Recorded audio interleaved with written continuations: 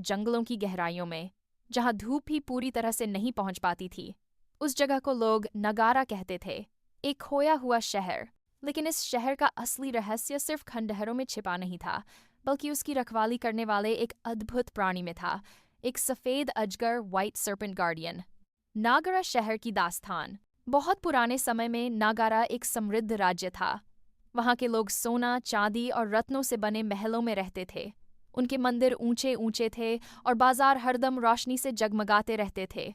लेकिन धीरे धीरे इस शहर के लोगों के दिल में लालच पनपने लगा। वे अपने खजानों को बचाने के लिए देवताओं की आज्ञा के विरुद्ध चले गए और एक शपथ ली कि कोई बाहरी व्यक्ति कभी उनके खजाने तक नहीं पहुंच पाएगा। देवताओं ने उनकी इस हठ पर क्रोध किया और एक श्राप दिया, तुम्हारे शरीर पत्थर बन जाएंगे और तुम्हारे शहर की रक्षा एक आत्मिक प्राणी करेगा, जब तक कोई निस्वार्थ व्यक्ति यहाँ आकर तुम्हें मुक्ति न दिलाए। तभी देवताओं ने एक रक्षक नियुक्त किया, व्हाइट सर्पेंट गार्डियन। वो साधारण सांप नहीं था, बल्कि देवत्व से जन्मा प्राणी था। उसका शरीर मोती जैसा सफेद, आंखें नीली चमकदार और फन पर अजीब चिन्ह। सदियां बीत गईं। लोगों ने नागरा को सिर्फ एक कहानी मान लिया। लेकिन एक लड़की थी, अनाया, जिसने बचपन से अपने दादा से यह किस्सा सुना था।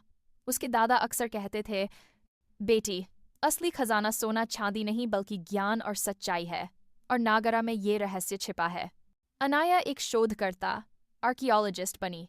उसे पुरानी सभ्यताओं की कहानियां खींचती थीं। जब उसे एक पुराना नक्शा मिला जिसमें नागारा का जिक्र था, तो उसने ठान लिया कि वो इस शहर की तलाश करेगी। अनाया अपनी टीम के साथ घने जंगल में पहुंची।